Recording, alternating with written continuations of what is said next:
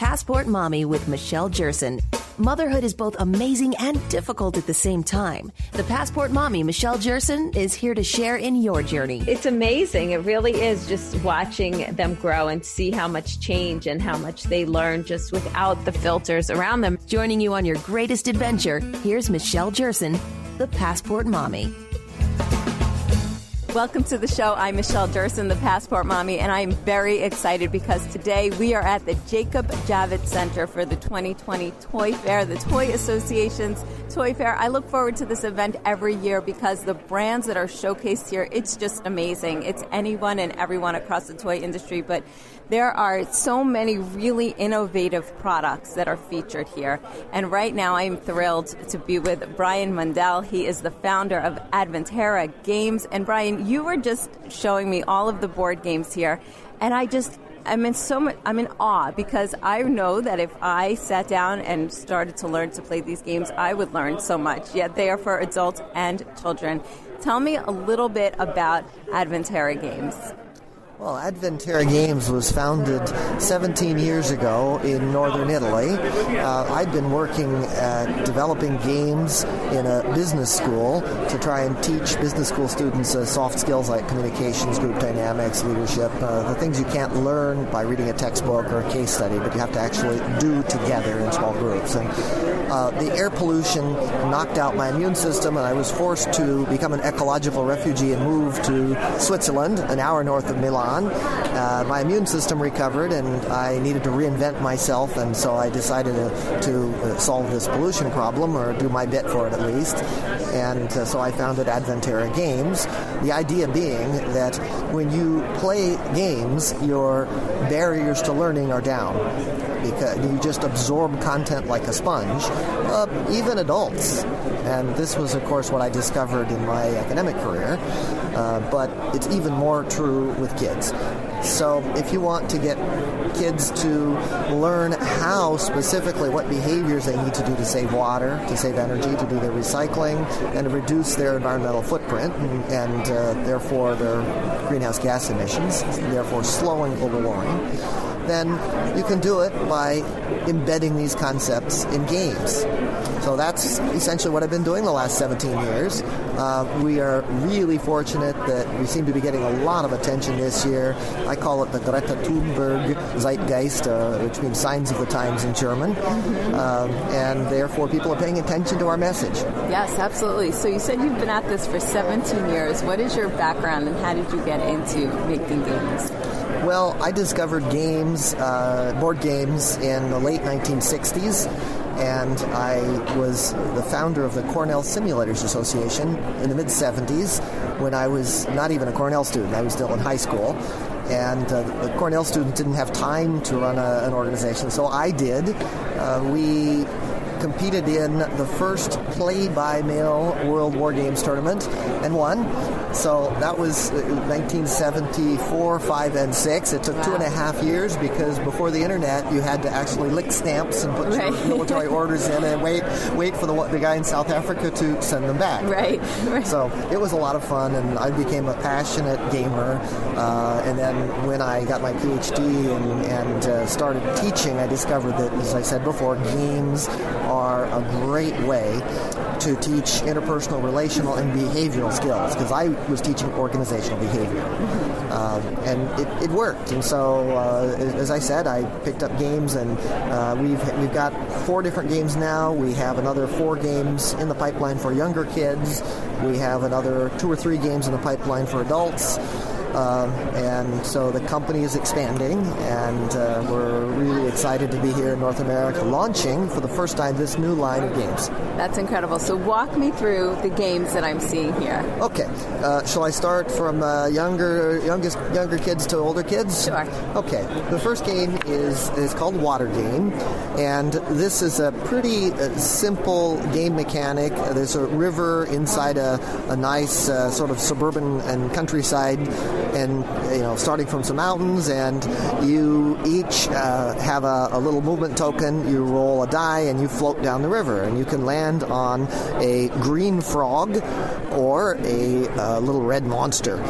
And if you land on a green frog, the die roll takes you on a green frog. You pick a green card, and the green card is a behavior card, which essentially says, congratulations, you have installed a tank to collect rainwater for the garden.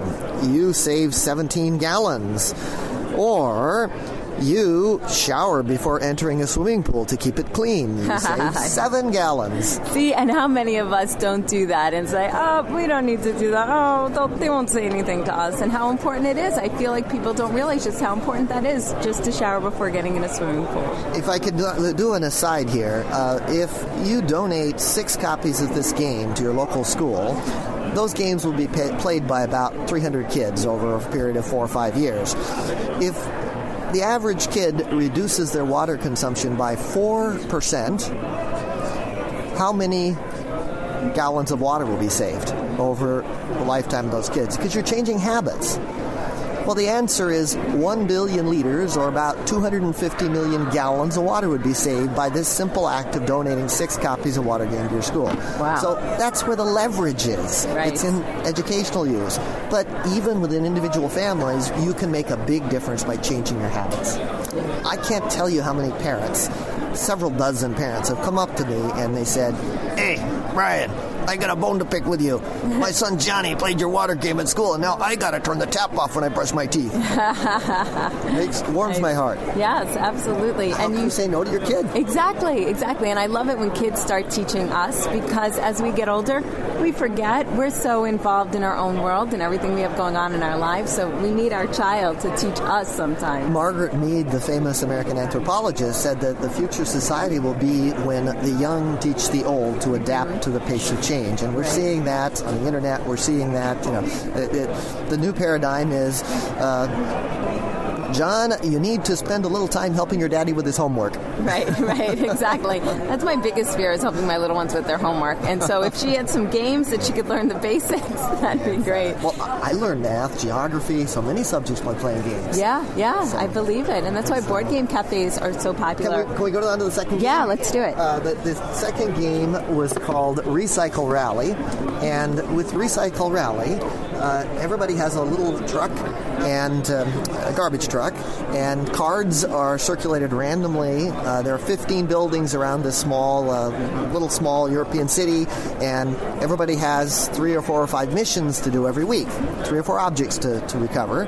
And you have your truck, you go pick up the object, and then you have to take it to the right dumpster according to the quality of the objects. Paper, plastic, recyclables, special dangerous chemicals, bulky.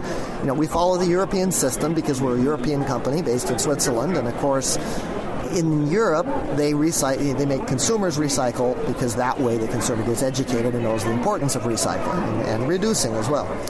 And the idea is you get points according to the ecological quality of the object you picked up. And so you have to look at the map and say, well, which objects do I want to go get first? Because which ones will do more damage to the environment if left unrecycled? Right. And therefore, which ones will I get more? If not all the objects get recycled, then it's possible everybody can lose. And so there's a bit of teamwork involved as well. Right. So you've got a winner, and then you've got the team result of minimizing the total value of the objects that go into the incinerator. Love it. So Okay. that's the second game. Great.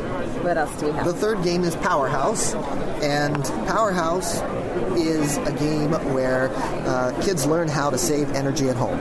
And they can do this in 2 ways. The first is by changing their behavior, and that game works exactly the same as water games. You've got green cards, which save, and red cards, which waste energy this time instead of water.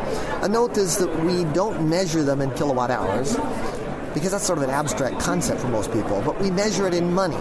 So we really communicate the concept that if you save energy, you save money, and you have more time and money to spend on vacations, and you actually can improve the quality of your life. So that's that's Energy Hogs. Now the other side of Energy Hogs is you can actually make investments. You can go to the hardware store and you can buy a programmable set-back thermostat. You can buy a little water filter for your shower. There are lots of little ordinary things, small investments and larger investments like solar panels that you can make to reduce your energy consumption and reduce the damage you're doing to the planet. So you can feel good about doing something that's good for your wallet and good for the economy and good for your life, and also you feel empowered, like you're participating in a solution to global warming. Right, and I feel like a lot of people feel like, oh, it's just me, I can't really make a difference. But one person can, and like you said, one person teaches another person through these games. So I want to hear about your last game, but we have to take a quick break. Sure. Tell everybody where they can go to purchase these games. Well, to purchase the games, you can go to our site, Adventera Games USA, ADVENTERRA USA.com, and you can order them directly from us, and they will soon be available on Amazon.com as well. Great, terrific. And so when you had mentioned donating, say, 6 games to a school, so somebody could just go on Amazon. What's their price point? The games are $25 each, but if you order a kit of 6, we give you a 20% discount. Perfect. Okay. And that discount is also available for educators in general. Okay, great. That's terrific. So what an affordable price point for such an educational game. I mean, I know, again, games were how I grew up, and it's a wonderful learning tool. We are speaking with Brian Mundell. He is with Adventera Games, and we're going to continue talking into the next segment because he has another game right here in front of me that also looks equally as fun. So we're going to talk about that in a few. I'm Michelle Jerson, the Passport Mommy.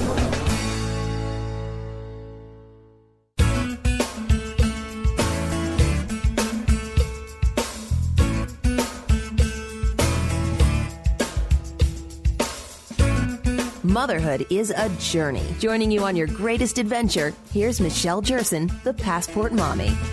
Welcome back to the show, and we are here at the Toy Association's 2020 Toy Fair at the Jacob Javits Center, and I'm thrilled to be talking with Brian Mundell from Adventera Games. And Brian, your line of games are so innovative and so educational at the same time. You were telling us about all of the different games so far to help the environment. It helps children just get involved, children and adults. I feel like adults will learn just as much, if not more, than the children playing these games. Tell me about this last game that we haven't gotten to yet. Last game's called Global Warning, and actually this is a game for anybody who has had middle school science. Younger kids can play the game. Mechanically, it's not that complicated to play, but to really understand the game and to engage in a discussion and to get the maximum benefit, you need to have had some middle school science. So this is a game that incorporates all the themes of our other 3 games and a few extras as well. It's a problem-solving card game. So you have problem cards which appear and are turned face up on the board throughout the game regularly. And these cards have a local pollution dimension and a global greenhouse gas dimension. And the individual players each have hands of solution cards. And the solution cards also have these 2 dimensions. They are color-coded according to the type of problem they are. So air, land, sea.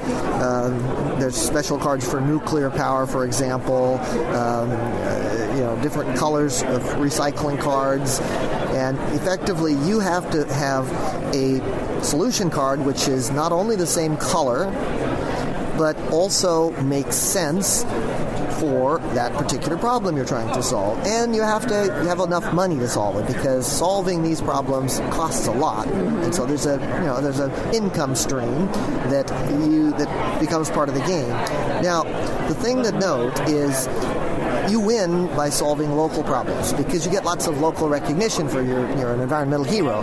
But if nobody concentrates on solving the global greenhouse gas problems, which nobody gets individual points for, right. But if these cards aren't solved, the Earth gradually heats up.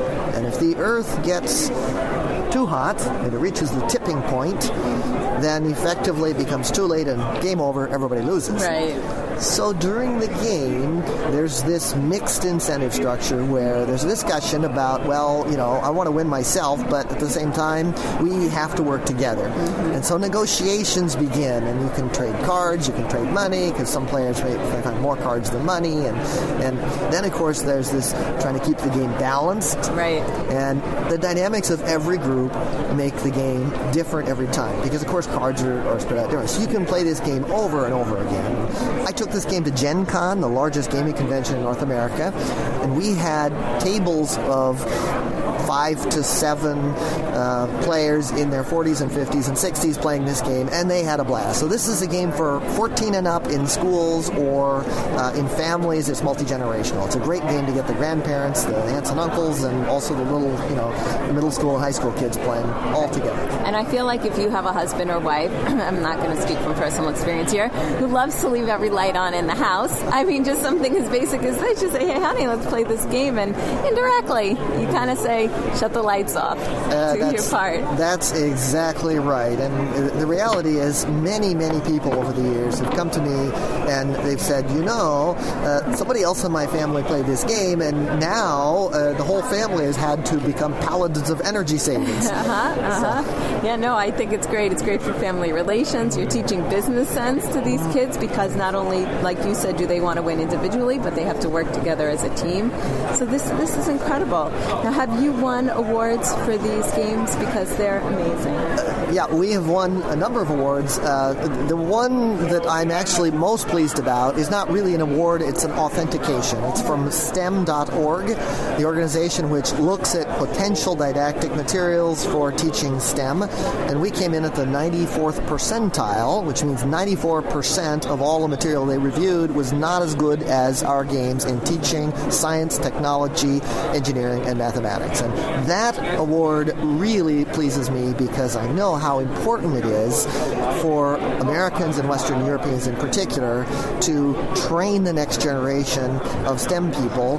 And the other thing, of course, to say is that most STEM employees and workers are men, and the only way we are going to move forward as a society without importing millions and millions of Chinese and Indians and other people who have this STEM background is to train the women in STEM. And because our games are both competitive and cooperative, I really hope that this is going to inspire many more women to pursue STEM careers. Absolutely. No, I think that is absolutely amazing because STEM really is the way we're going. We've also won about 18 awards from 4 different organizations as well, and you can find all that information on our website, from parents groups, to the Hot Diggity Awards. We've been really fortunate in applying for the right awards, and I think we're sort of riding a wave, the Greta Thunberg wave, and I'm just so happy that after 17 years we're finally getting some recognition. So. Absolutely. Well, I wish you continued success. Tell everybody again where they can go to purchase the games. Yes, you can go to our website at adventeragamesusa.com.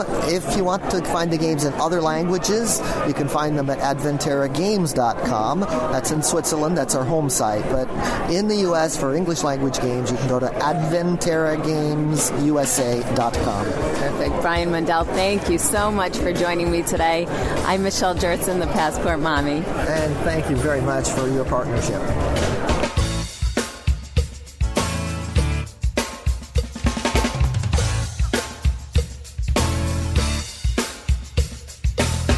Passport Mommy with Michelle Jerson.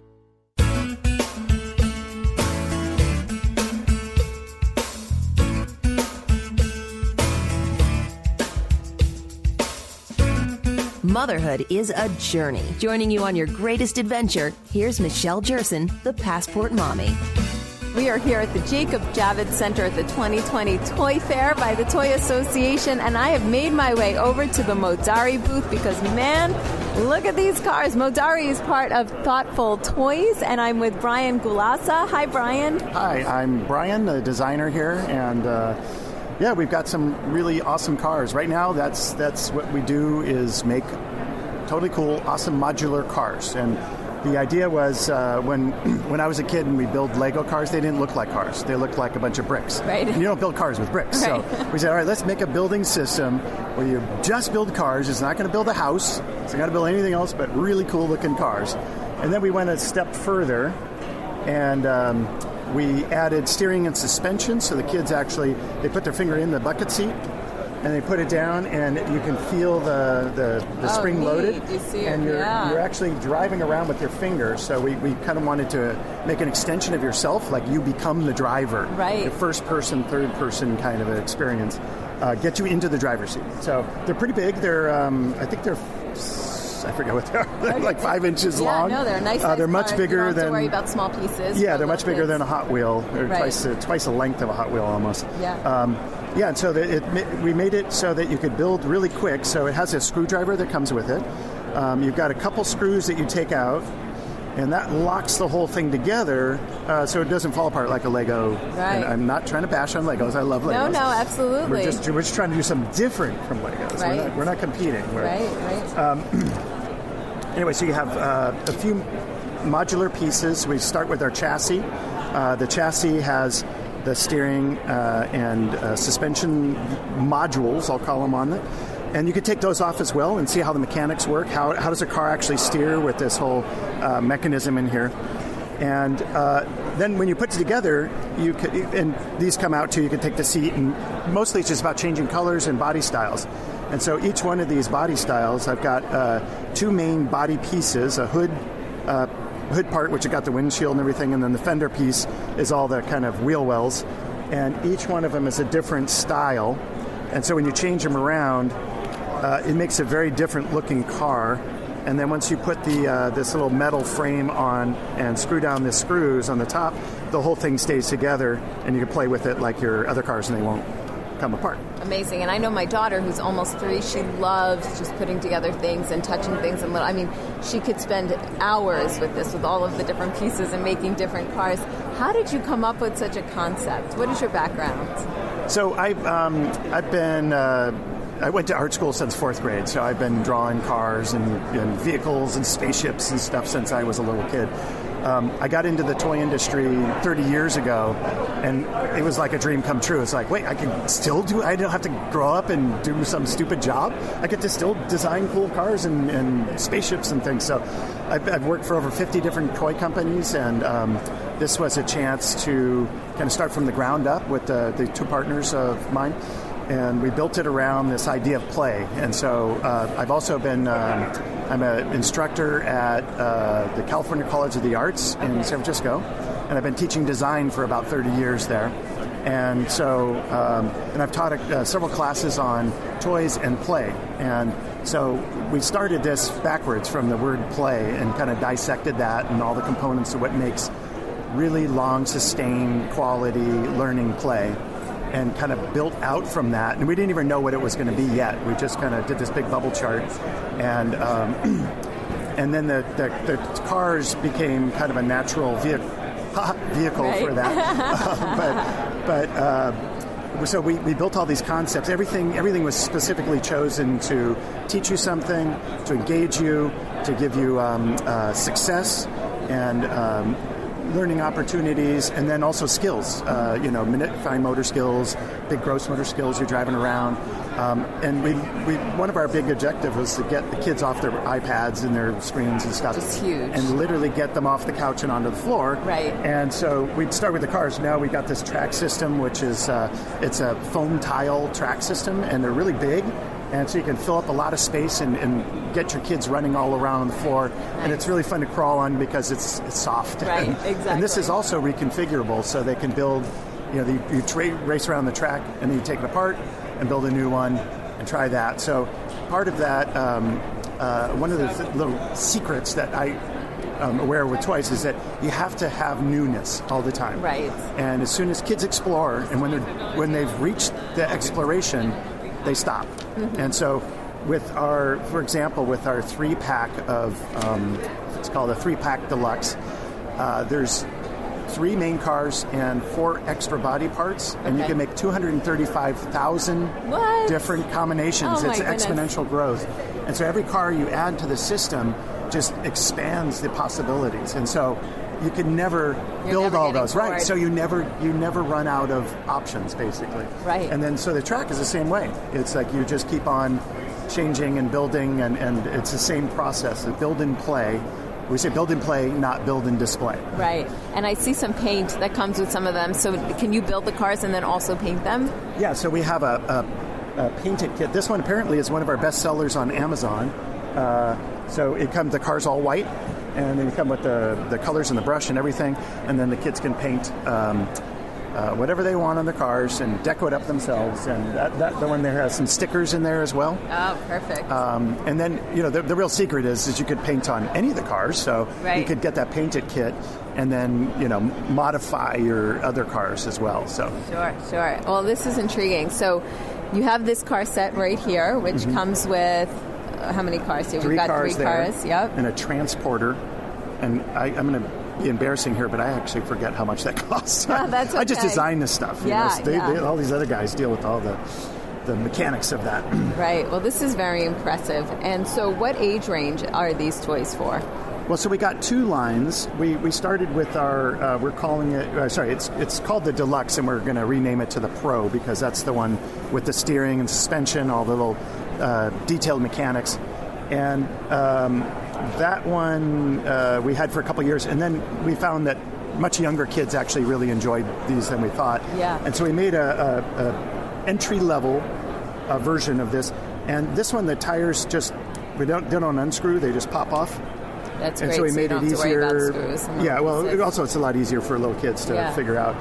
And it's the same body parts and same main body pieces. So if you get some of these are called Turbo. Okay. Turbo Modari.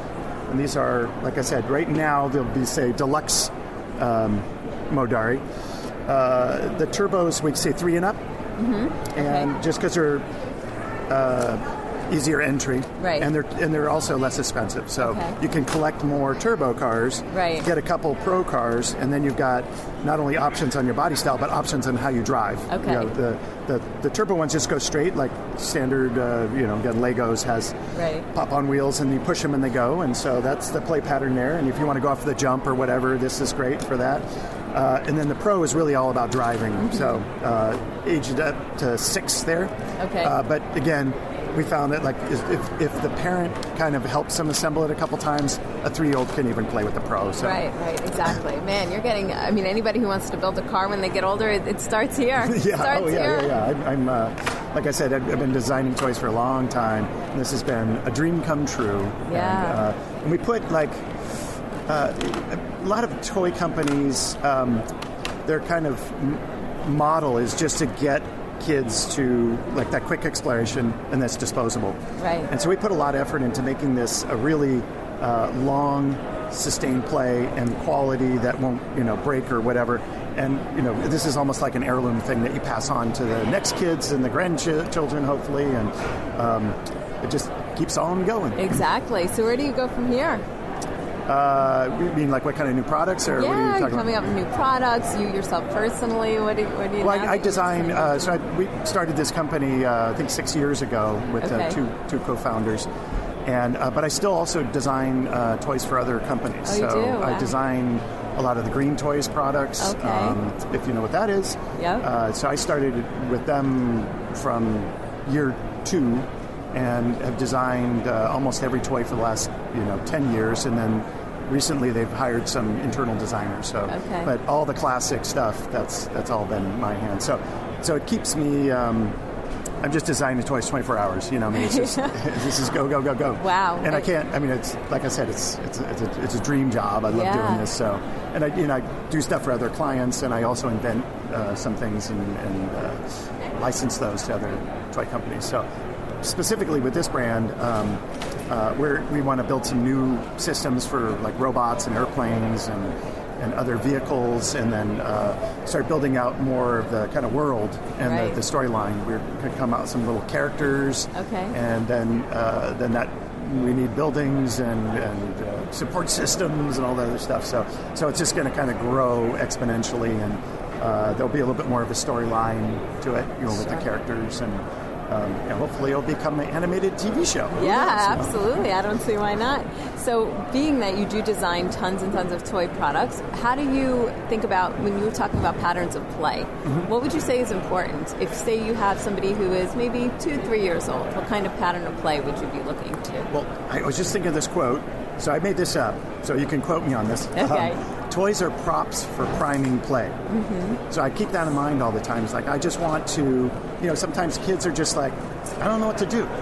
Right. What should I do? And you want to spark a little idea and then give them the tools to kind of execute that idea. Right. And again, hopefully keep it open-ended, get them to, you start the story, you want them to kind of finish the story or expand on the story. So that's kind of my main idea behind any toy. The green toy stuff is really fun because it's really a classic stuff, trucks and cars and everything like that. So it's not you got to make it durable and make it look really fun and engaging, and there's a lot about proportions and colors and kind of the touch and feel of stuff.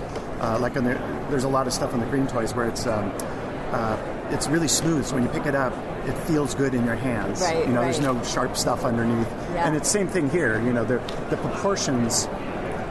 It is getting esoteric, but the proportions are really, really important. They got to look cool, but also look cute. Yeah. And they're purposely really short. The tires are oversized. They become characters. You want the kids to kind of think of these as the characters in their storyline. So, and there's a lot of companies that do toy cars, but they always license a real car. And so, they got a Ferrari license, and they got to make it look like a Ferrari. Right. And we purposely didn't do that so that we would have control over making it the right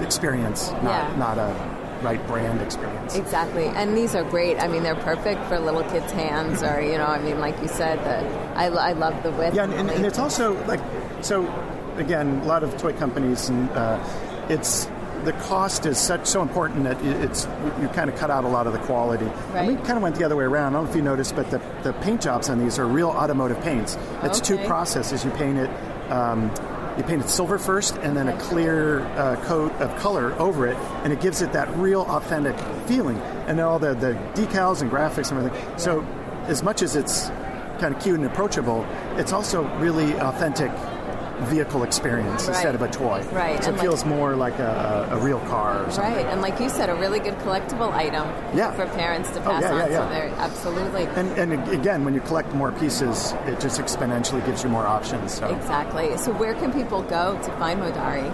So the Turbo line is available at Walmart. So we just rolled out in 1,700 Walmart stores. Congratulations. If you go to our website, we've got a little Walmart locator where you can find those. Okay. And then the Pro line is, or the Deluxe, is places like Barnes & Noble carries us, Bed Bath & Beyond has picked us up, and of course Amazon and our website, and then a whole slew of kind of mid-tier specialty stores.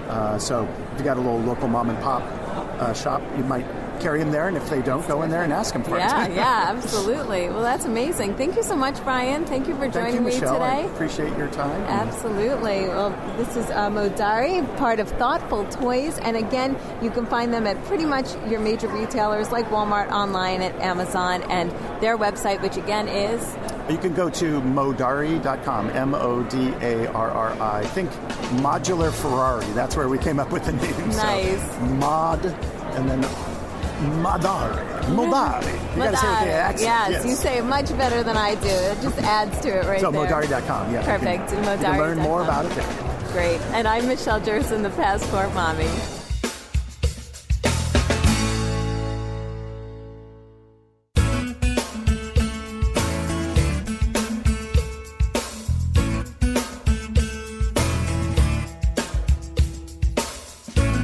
Motherhood is a journey. Joining you on your greatest adventure, here's Michelle Jerson, the Passport Mommy. We are here at the Jacob Javits Center for the 2020 Toy Fair, and I came by to see Jordan Willing. He is with Blue Marble. Now, Jordan, I have to say, There are a ton of booths here at Toy Fair, but I came to see you because your email to me that I received a few days ago was hilarious. Tell me, why are you here today? Well, we're here promoting our new product line, Blockaroos, and it's a really fun magnetic foam building toy, and we wanted to create something that was really educational and awesome for younger kids. I've got a 3-year-old and a 6-year-old at home, and I grew up as a Lego kid myself, but at that age range, it's too hard for the kids to connect the pieces together. So we wanted something specifically for that preschool age kid that would be easier to do, and so we created Blockaroos. Nice. So describe to me how Blockaroos work. Blockaroos are a magnetic foam system. So there's magnets inside the blocks that connect together. There's no polarity issues because the magnets spin freely inside the blocks. So the blocks basically click together all the time. There's a lot of different shapes that we have so that you can have unlimited play possibilities. You can create rocket ships and airplanes and big structures and castles. And then the other really cool thing about this product is that these blocks will float in the bath. So you can play on the carpet, you can play in the car, on a plane, on a train, or in the bathtub, making it the ultimate toy. That's great. And I have a 9-month-old who loves to play also, and I think these are great because they're soft. There's no really small pieces. Exactly. We've been making science toys for over a decade, and the number one question that I think I get from moms and dads everywhere is, when is it the right time to introduce STEM to my kid? And I've talked to a lot of teachers. My wife's a teacher. I've talked to a lot of behavioral psychologists, and the truth is it's never too soon. It's never too soon to introduce STEM. So we wanted to create a product that made it easy to do that and fun and create a great family environment. Exactly. So where can people find Blockaroo? Right now you can find them on Amazon.com. You will be able to find them in major retailers throughout the country within the next 6 months. Great. What's the price point? They start at $20 for a 10-piece set, and then they go up from there. It's kind of like Lego in the sense that the more blocks you have, the more cool things you can build with it. Right. But even with our entry-level set, you can build multiple different types of things, from boats to rocket ships to cars, all kinds of things. That's great. I love that they're bath toys. I mean, how much fun is that? Yeah, it's also great because they're so safe in the water. It makes it easy to clean them as well. So mom can just throw them in the top rack of the dishwasher and sanitize the toy without any additional work. I love that because most of the bath toys, they have a shelf life because all the mold gets inside. Yeah. And so these don't have that problem. You just dry them, normal drying, and then you don't have any of those issues. Perfect. Yeah, and they're soft, so you can step on them and right. They're not going to hurt your feet. Exactly. So what are some other toys that you're excited about through Blue Marble? Oh, I love our whole science line. We have a couple different lines. We work with National Geographic. We're one of their largest licensees, so we have a whole range of wonderful science toys under that brand. And we also have our own brand, Discover with Dr. Cool, which also has great hands-on science toys. One of the things that we really pride ourselves in, though, is creating science products that are hands-on, that have a wow factor, and that have real rocks, minerals, fossils inside. So, for instance, we've got dinosaur digs where you dig real dino poop out of the digging brick, dino bone, dino teeth. These are treasures that the kids are never going to want to throw away. Right. They're going to start a rock collection. They're going to get interested in learning about the science of these wonderful creatures, and they're going to be inspired to hopefully one day become the next generation of scientists. Yeah, absolutely. I mean, I know my daughter ever since she was, 1, just picking up rocks. I mean, just rocks is huge. That was me too. Yeah. Definitely a rockaholic. My dad would take me into mines and hunting, and wow. We have a lot of rock tumbling products where kids can find rocks, or we provide them in the rock tumbling kits as well, and they turn these rough stones into beautiful polished gems. So it's just a great way to learn about rocks, start a rock collection, and just have fun. I mean, the reason we named ourselves Blue Marble is because despite all of our differences, we all share one thing in common. We live on this wonderful planet. It's a nod to the Apollo 17 crew and that shot that they took of the Earth from space. And we live in a magical world. And so we really wanted to highlight the wonders that nature has provided. And so that's what we do. We get amazing things from all over the world and create wonderful experiences for kids in their own homes. Oh, that's incredible. Thank you so much, Jordan. It's my pleasure. Willing. Thank you so much for joining me today from Blue Marble and Blockaroo. These are great. These are absolutely incredible. You snap them together, and I love the sound that they make, too. Yeah. Gets out a lot of frustration, I think, for parents, too, right? They sit there and they just kind of turn it and definitely get through that. It's addictive. Yeah, it really is. Thank you so much. My pleasure. I'm Michelle Michelle Jerson, the Passport Mommy, and we are here at the Jacob Javits Center at the 2020 Toy Association Toy Fair. Thank you so much for listening to my coverage today of the Toy Fair, and I'll talk to you more next week. Have a great day.